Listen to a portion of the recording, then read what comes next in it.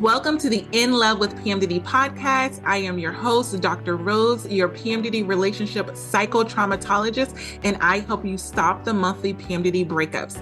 PMDD is premenstrual dysphoric disorder. It is in approximately 1 in 5 women, and it makes you want to break up with your partner approximately 1 to 2 weeks before your period every single month.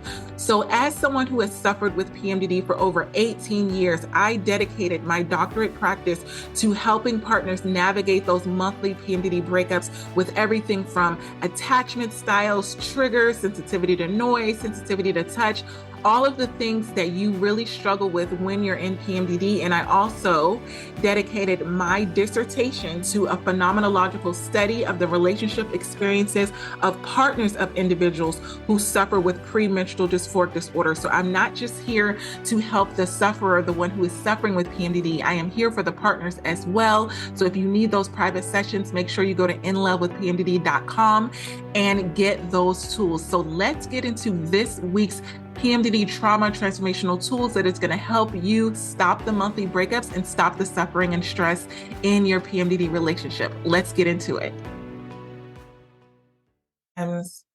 I know for me, day 7 of PMDD is normally when I get into that mode of why do I have PMDD? Why me? There's a self-loathing and I'm just like, oh my gosh, why me? If it's 1 in 20, why wasn't I like number 19? Like, why did I have to be the one? I remember thinking like, I didn't even do anything bad. And then, I think we talked about earlier that it's like PMDD is not necessarily a punishment. No. And we were talking before about it's not our fault, but it's our responsibility. I think we need to take blaming ourselves for having PMDD off the table. That's one of the most important things, is beating ourselves up because we have it as if we've done something wrong. Because we can all look back on our life and think about things that we've done wrong and say, oh, this is why I have PMDD. This is why I'm suffering like this. Like, I'm blaming ourselves when in reality, it's not necessarily things that we have done that we're being punished for, but it is things that we have to manage and navigate because of what we've been through. Yeah, I think that what you said there, things that we've done that we're being punished for goes back to that kind of, it depends on your philosophy in life, I think, that side of things. But I definitely think that there is a tendency within our culture to look externally for the reasons behind things. And because, the research says that 84% of women with PMDD, it happens because of trauma, then where we end up leading is, I am this because of these people. Which is true, but that's when that kind of old saying, it's not your fault, but it's your responsibility, comes in. And we have to find the balance, don't we? We have to find that space where we're able to realize, okay, it isn't my fault why this happened. This is crap, but come into the process of accepting the reality that whether you like it or not, this is your reality and it is a painful one. So what are we going to do about it? And I think all of us in all walks of life, when something bad kind of happens, we do go through kind of a process of being angry about it, being bitter, and kind of feeling sorry for ourselves in that space. But we have to try and move through that space quicker so that we can get to the space of, now what can I do about it? Because there are plenty of things that you can do to support, to downgrade, to begin to recover and heal from PMDD. And the more we stay in that space of, this is really hard, this is where I'm at, like I can't do anything, the more we're just stuck, and we're just living in our own version of hell, afraid of, like, we're literally on a merry-go-round, especially with PMDD, because it's a cyclical thing. So we have this crazy luteal phase, then we're in recovery of all the chaos that has been caused within it, whether that's internal or external, and then we have maybe a a week that is good, but normally even in that week, we're scared of what's going to happen the next month. So we're feeling out of control, bitter and angry for our own existence. And really the first step to changing in this, I don't even think it's self-awareness. I think the first step to changing, maybe it's self-awareness initially, but then after that is belief that there is a possibility that one day things could be different. Mm-hmm. And when you can, prick that tiny bit of light into your own existence, that's when you can start looking at change. But until you come to that realization and that's why, I'm using all of them words, because it's like essentially you could just say things would change. But that is almost too much for some people. So we need these kind of like, potentially there could be a day when possibly I could change. And having them kind of all of these words in between kind of leans us toward maybe I could change. And because I don't unfortunately think that our Western society leans towards healing, it leans towards symptomology a lot of the time, and people get very stuck in symptomology and taking pills and doing all of these things for these kind of quick fix effects. And I'm not discrediting pills. We know that taking tablets can be very beneficial in I can't think of the word, like alongside doing different forms of, therapies or holistic modalities to actually support you. But we're looking for that deep rooted healing in PMDD, which we know is possible. So if that's the case, then that is going to be a long time, and you do have to accept that this isn't going to be I'm going to take it and everything's going to be grand. You have to accept that this is going to be a journey, and actually healing is a lifelong journey. And there is an illusion that people are in this place of happiness. Healthy people aren't always happy. They have challenges as well, but they're able to move through them in a different way. And that's the space that we want to get to. That's the space that we want people, women, within this community to really get to. Yeah. Yeah, and I think when we're talking about healing, a lot of times what is perceived as healing with especially within the PMDD community, and I think it comes out of the desperation because of the level of suffering that we endure, that healing looks like a cure. Healing looks like I am PMDD free. I don't have another PMDD symptom. I'm living La Vida Loca. Like I've escaped level 5 of Jumanji. Like I'm sorry for you guys back there, but like I'm good. But sometimes healing is finding the right mixture of lifestyle changes to make PMDD bearable in a way that it's not debilitating. I think what causes PMDD to allow us to suffer so much is that it's debilitating. It's our life is interrupted. We can't ignore it. It's overwhelming. But it's not an all or nothing kind of thing. It's not I go from all of these symptoms to none of these symptoms.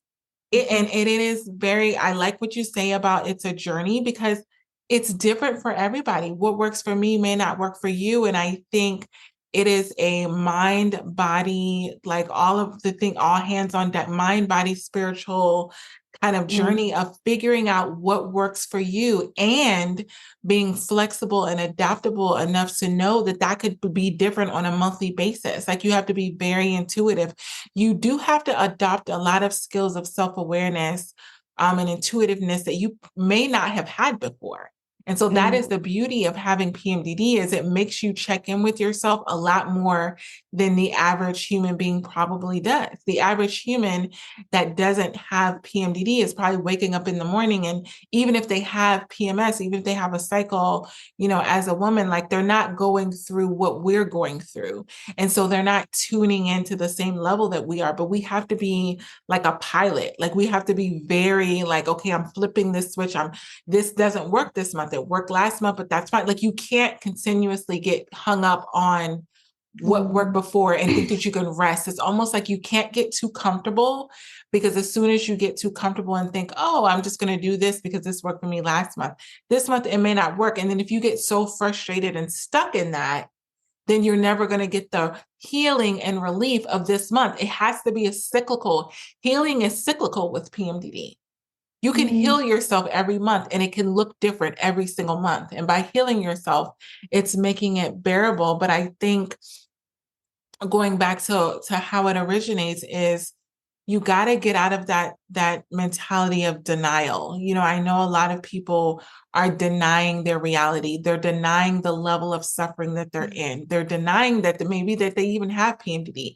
They know they can listen to this podcast. They know they can listen to a lot of episodes that we've done and completely resonate and relate to them, but they're still not in that place of accepting that this is their reality. They're like, oh no, that's not me, or some of that is me, or maybe it's something else. Like it's almost like wanting to accept another diagnosis that's lesser. Like I don't have PMDD, I just have extreme PMS, or I don't have this, I just have anxiety, or I don't Mm. have that, I just have depression. Like it's almost not wanting to look at the totality of the diagnosis and Mm. accept it and let that be your first step. Like stop denying it, accept what Mm. it is, and then think about what you can do to change it, and know that you have the power to Mm. to construct your own healing. You can Yeah, construct it. I think there are two things in there that really spoke to me. I mean, that last bit that you said, I actually find that a lot within the PMDD community is kind of the opposite way, where people are so stuck on the diagnosis and Mm, having it. And I think that is, again, it's a box. Like the reason for a lot of these kind of diagnoses and looking at you, like, do people like to really find empowerment? Like one of the things that I've done to really find empowerment within that is actually sit and look at the symptoms. Like look at the 11 symptoms, look at the four main mood symptoms. What am I actually having? How do I overcome these? Because that's all they are. They're just like they're not, it's not me and PMDD. It's just me with symptoms. And the more we can kind of strip away the actual diagnosis in the sense of that, like, this is PMDD, because this is what we find a lot, and this is what I tell clients a lot, and it does help them. It's like breaking out of, especially in their relationships as well, where it's like they're in luteal phase and it's like, oh, it's just the PMDD, and it's like it minimizes your experience of life. It undermines it. It's like, no, but it is you. And especially because, again, going back to the high percentage, and this is just from this, so who knows how much of that is true, or how much more it is actually that most people that have PMDD are actually traumatized for one reason or another. Um, but still, nevertheless, the experience you're having, the feeling that you're having, is emotional dysregulation, within this time, and we need to learn the skills to deal with that, rather than just say, oh, it's just the PMDD. And that's because that becomes the excuse and the problem half the time. But I also really love what you were saying there about the cyclicalness, because I think because we live still in that kind of, as people say, a patriotic linear society, there's that perception that every day is the same. Now, being a very transient woman, like that's not the case. Like life isn't all the same. And when you actually look at the world, everything is cyclical. Everything that we live in is cyclical. So of course healing's going to be cyclical too. And one of the essence of the feminine, not just women, like the actual essence of feminine is intuition and flow. And that's why a huge part, like this is why I think it's a gift to have PMDD, when you really like dive deep into it and you really start to understand yourself. Because what it does is it starts to intune you with the cyclicalness of your womanhood and the intensity of the luteal phase and what it's doing internally, because that is what it's meant to be. Like these things are coming up in the luteal phase so that they can bubble up and be let go of. And the more we can really start to actually move through them, and as you said, then not deny our reality. Don't deny your feelings. Like if you're feeling angry, if you're feeling rage and aggression, maybe it's out of proportion to the present situation. But somewhere inside your psyche, somewhere inside your subconscious, there is something that is has made you feel that way, some level of emotional echo that needs to be processed, that needs, and maybe it is anger management. Maybe you need to learn anger management, but how do you learn it if you just call it PMDD all the time and don't actually be like, this is I am a very angry person, and there are things that I need to process. There are tools that I need to use. I need to learn what makes me angry, how to move through these triggers, how to acknowledge when I'm starting to get angry, how to appropriately put boundaries in place and communicate. Because otherwise, it's just, oh, I'm angry. That's PMDD, and it's not going to help. Like we need to look at structural ways to deal with this, and that's where we move away from bitterness and resentment from people. And I want to say this from a very deep place of understanding this. Like I have been through a lot of things that have made me very angry and bitter in my life. And it's taken a lot for me to come into a place of, accepting that it wasn't my fault, but it is my responsibility, and to really start moving through, because rage what has been a huge factor in my life that I have had to really move through. And it hasn't been easy. I've really had to take on some deep tools to learn to channel that, because one of the biggest things in my life is that I was beaten up a lot as a child, so I have a natural craving to fight. Like I want to fight, and so I have had to channel that. And that's the thing, it's like it's not like you said there, some of it is, there are certain things that will probably always be inside my psyche now, and I have to learn to channel them, but they don't have to be bad. They can be used for good, and we can shift challenges into an adversity into positive things. And it does take time, and we do have to go through um the dance inside of us of grief. It's not to say, because I think we all kind of go through that where we flip-flop between I'm angry, I'm bitter and resentful, to no, it's fine, I can just get through this. And neither of them are helpful. We do have to feel the grief. We have to feel the pain that, we have PMDD, and that this is challenging for us right now. And we have been through a lot of pain. Maybe we was neglected, maybe we was abused, and we have to go through the pain. Like we have to really feel the anger, we have to really feel the grief and the loss, so that we can move through to the place of finding that empowerment. Because if we sit in bitterness and resentment, we just stay stuck. But if we pretend, as you said, that it's not there, both spaces are denial, and we need to find that place in the middle where we can really grieve to move through.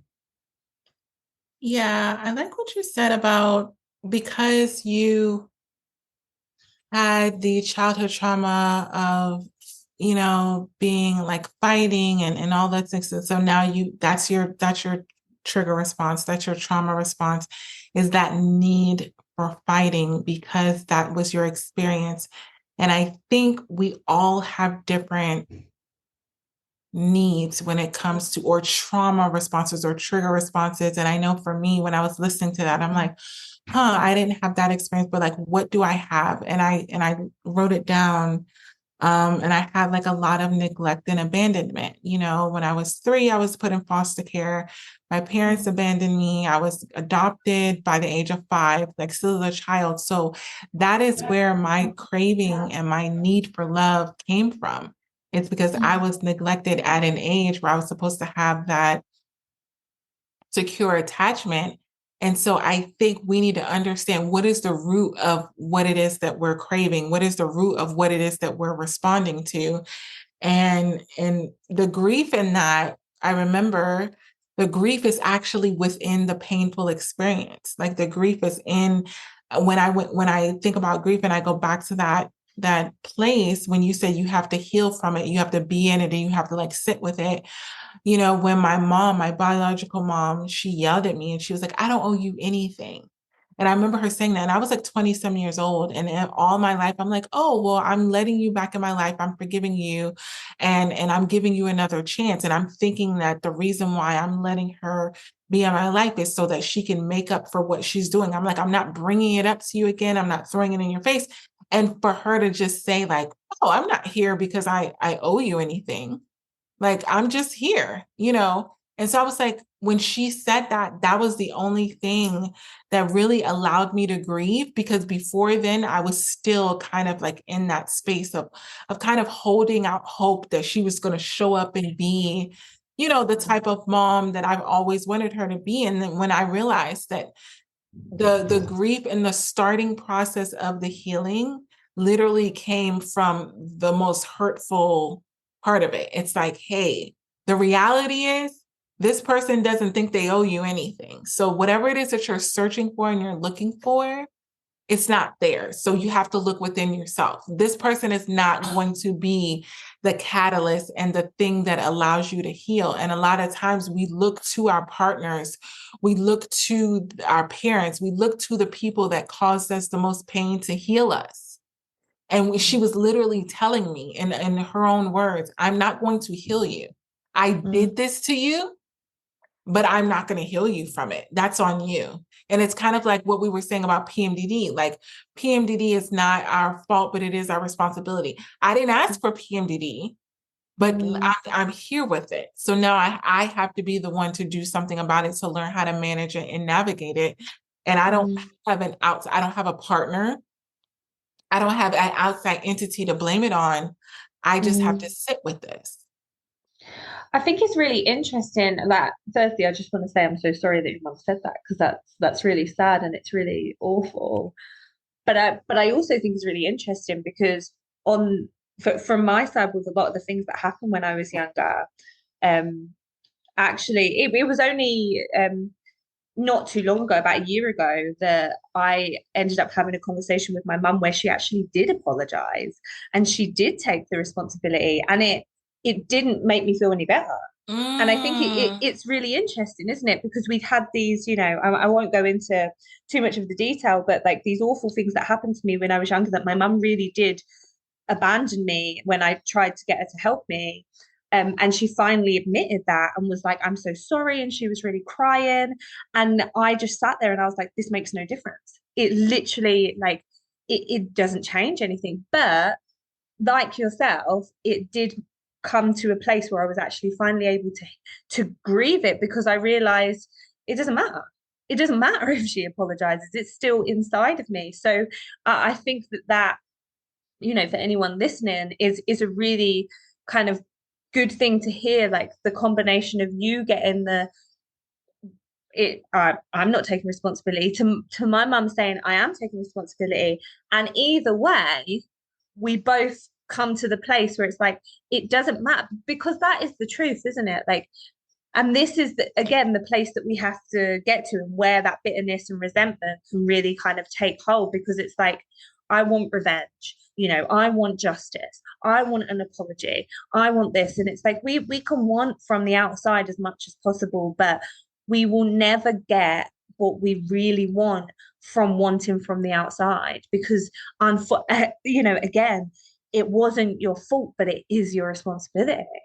And that is really the only place that we can really stay in, that place of it is crap. It is crap that we have been abandoned, neglected, abused, and all these different things. And no one is discrediting that, but we have to take it upon ourselves to rebuild our foundation, rebuild our self-love, rebuild our self-worth. And as we go on that journey of healing, emotional regulation, and allow ourselves to feel the grief that we've both expressed there, that's where that empowerment comes in. And it's not, I think one of the things that I would say from my journey is that there are scars, you know.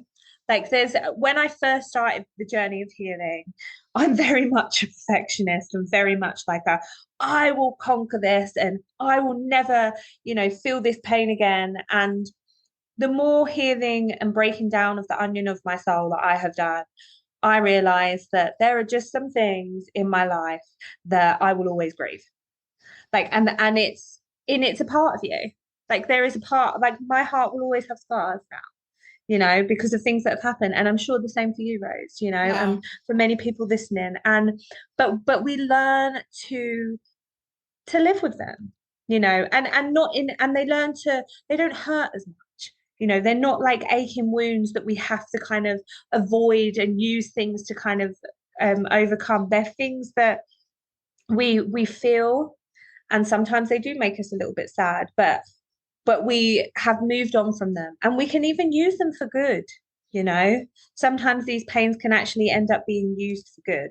So yeah. Yeah, when you talk about, I feel like when we talk about healing, and that's what this is all about, I want to be really practical as to, like I said, Mm, with my private clients, what does that look like? Because we always say that we've gone on this healing journey, and I think people that have been in this space for a while, they know what that looks like. But I want to like break down what mm, that looks. So if someone is listening and they're wanting to take the first step and saying, you know what, I really do need healing. I don't even know where to start. I know that I have a lot of pain. I mm, think the first step of healing for me is kind of discovering what I need to heal from. Like I mm, need to identify it because normally it's an emotion. If you have bitterness, you have resentment, you have all this. Yeah, you have these emotions, but like where does it stem from? What mm, event happened? What am I holding on to? Like what is inside of me? There was mm, this it was like a metaphor that was like whatever comes out of you, like it's like a tube of toothpaste. If you squeeze the tube of toothpaste, mm, the only thing that can come out is what was already inside of you. So if you go mm, into PMDD and you have a lot of bitterness, resentment, anger, if you're lashing out, if you're this, that's all coming from inside of you. For me, a lot of mm, times when I went into PMDD and I lashed out, it was like depression, sadness, anxiety, like intrusive thoughts, like all of these things, because that's what was inside of me that was unhealed that I needed to deal with. So I think for me, it's just recognizing what is inside of you, what is stuck inside of you that needs to come out and heal. mm. Yeah, I think that's really good. Definitely. I think when I reflect back, particularly with PMDD, I think the first places that I would start just before that would be a combination of deep tracking, not just when am I coming on my period, but actually like, okay, so we have like really knowledge is power, right? So looking at follicular ovulation, luteal menstruation. How long is my cycle? How long is my luteal phase? Is it 16 days? Is it 10 days? That's kind of average, but maybe Yeah. longer, maybe shorter. Okay, in them, so I'll just use myself as an example. In the 10 days, what happens? Okay, so from day kind of, I walk back. Some people do it differently, but we've had that discussion before. So from like day 10 to 7, okay, this is when I start getting a bit paranoid. And then day 7 to I'm trying to think because this isn't the case now, but day 7 to 5, okay, we start coming up. Then we get really paranoid. I can't go out the house. The rejection sensitivity gets really high, suicidal and intrusive thoughts, so that's kind of where I would start with like really track what's going on with my thought process, my emotions, and kind of that side of things, which can be really hard, especially if you are blended. So blended being the you are you now, and then you are you in the experience. So you're not able to recognize that the suicidal thoughts that are in your mind, they are becoming you. So that Mm-hmm. can be a real challenge. So then the other step that I would do is actually focus more on the external habits initially. So looking at, okay, so what am I eating? How can I add in some more exercise? How can I do some mindfulness practice that I can start just cultivating so that these become bowls that can then do what you're looking at? Now we can start observing because we have a few self-care tools as well. Because I think that this is the thing, isn't it? We have to focus on all of it and become that investigator. That because it wasn't just it's not a linear process, and we need that kind of plethora of tools. But with that as well, as we start to build in the mindfulness, we need to build in levels of self-compassion. And this is when I work with clients, like one of the first things that I actually do is start cultivating an internal safe space. Because for you to then look at these things, you need to have a safe space inside of you where that space, when you're in that space, there is love, there is compassion, and everything is welcome. All of these, the rage is welcome, the shame is welcome. Because if we don't have them pockets and we start looking at these things, like this was one of the biggest challenges for me when I went into menstruation and I looked around and I was like, oh my, like what have I done this month? What job have I quit? What person have I raged at? What, crying, spell have I had? And I was just riddled with shame. And it was so hard because I think, well, I don't know about yourself, but shame for me is one of the worst emotions to feel. I'm actually pretty cool with feeling anger. I can cultivate it and use it as passion now. Most emotions I'm pretty good with, but shame is a horrible emotion to feel because it wants to hide. It wants to hide away. It doesn't want to be seen and exposed. And I do think that, going through that shame is where a lot of healing does come as well, because it is the thing that wants to hide in the shadows. But how can we feel them feelings when we have no pockets of safety inside of ourselves and when we're in that space of being blended? So I think, going back to what you said about them people in that kind of first phases, I would say the three things to look at and know that this is going to take time. It's going to be a slow process. So look at tracking, really, really track yourself, really go into like, when am I feeling this? What's going on? Look at the outside things, because we know, Rose, we talk about this a lot in private, exercise is huge. And please don't listen to a lot of the Instagram stuff telling you to do gentle exercise in your luteal phase. If you have PMDD and you struggle with rage, doing gentle exercise is not going to help. Try and do some cardio, try and do some HIIT workouts. Me and Rose can vouch for you there. And we both work in the fitness industry as well. We know that doing cardio, doing high intensity to the best of your ability, whatever that is, whatever level you're at, will help relieve some of the internal tension that you feel in the late luteal phase. And, trying to eat well, trying to eat a lot of protein and complex carbohydrates, try and cut out some sugar, try and cut out the things that are really bad for you to have. Cigarettes as well, actually. Cigarettes can actually there's a lot of research on cigarettes being really bad for the luteal phase and actually perpetuating PMDD symptoms. So trying to kind of look at them habits and then cultivating that mindfulness and self-compassion so that you can start going into what Rose is saying, like becoming the investigator. Yeah, and again, with everything that Amy is saying, I don't want you to think that we're giving you a quick fix. I don't want you to be rolling your eyes and saying, oh, all I have to do is just eat healthy and exercise and my PMDD will be gone. That's not what we're saying. We're saying that there are things that you can do to make it more manageable and to heal a lot of the trauma that is, it's all embedded in it together, but just being curious. I think that's the basis of it. Just being curious as to where you're at and allowing that to be an ongoing process. So we're going to go into other episodes, but we just wanted to talk about today, like the bitterness, the resentment, the trauma, and we hope that we've given you tools that can really, really help you. But what I want you to take away from all of this is it's not a quick fix. It is a journey. It's going to look different every single month, just like your cycle looks different every single month. And I know that so many times when you're going on, maybe listening to these podcasts or forums or whatever you're looking for, the Mm. answers. But I want you to know that the answers it's a continuous process. And a lot of Mm. those answers are within you because it Yeah. has to do with your life experience, how you Yeah. experience PMDD, how Mm. you're choosing to manage PMDD, how you're choosing to navigate it. But it is going to take some effort. And I Yeah. don't want you to think that there's something wrong with you because you feel like you're seeing other people in the community that may be making it look so easy. It's not easy. It is not easy, but it is possible. So that's what we're empowering you and telling you. Mm. Yeah, yeah. I think that's the biggest thing there.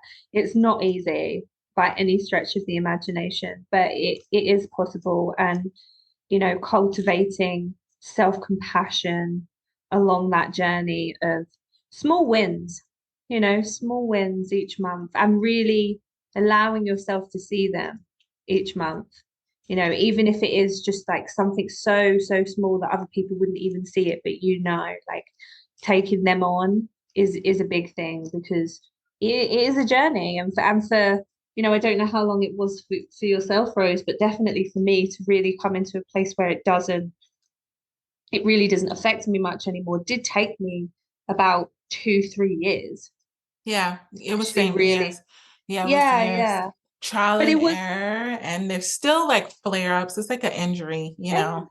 Like you can get a flare-up, but I do want you to know if you are in that journey where you found some relief and then you have a flare-up or like a bad month, I don't want Mm, you to have fear that you're going to go back to where you were in the beginning, right? So I know you can be like, oh my gosh, it's going to be like just you can have a bad month or a more difficult month and then it go back to that same healing journey mm, that you were on. So don't freak out. We all have them. Even as we've progressed, I still can have a bad month where I'm like, whoa. But then I go back to that, elevated place. definitely, definitely. That is a big thing of it, and that is where I think the understanding of emotional regulation comes in, because I think there's a misconception that emotional regulation is just emotions always being good, but it's not that. It's what you're saying, isn't it? It's like, oh, it's okay. It's okay that I'm having a bit of a challenging time, and I love myself enough to know and have them tools now to kind of manage that challenge and get through it without causing destruction. Yeah, yeah. So yeah, So until next time, we got this. See you next time. we've got this. I hope this PMDD episode helped you and your partner in your struggles within your relationship.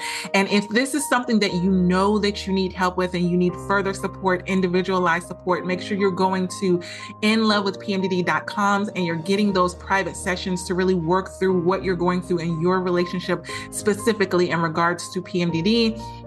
And also, I want you to leave a 5-star written review on Apple Podcasts. What this does is it helps other PMDD sufferers and partners find this show that can help them get these free PMDD relationship tools. I remember what it felt like to not know that there were tools out there specifically for PMDD relationships. So I want to make sure that you are sharing these tools with others, share them on your social media, share them with people that you know that are also struggling in their PMDD relationships. Until next episode, this is Dr. Rose, your PMDD relationship psychotraumatologist. One more thing, I almost forgot. I now have the Fresh Start PMDD Partners Workbook. What this workbook can do is if you've had past traumatic experiences with your partner, past fights, past arguments, and they keep coming up every single month in PMDD, I created a Fresh Start Workbook so that you can deal with all of the traumatic experiences that have happened in the past in PMDD rage and all of these things so you can stop going through the same cycle again and again and again. So get that workbook. It comes with a video episode of the actual podcast that I recorded on getting a fresh start in your PMDD relationship. So you're not continuing the same cycle again and again and again. So make sure that you get that workbook. And if you need those individualized counseling sessions, you know where to go, inlovewithpmdd.com. Until next time, we got this. Love you.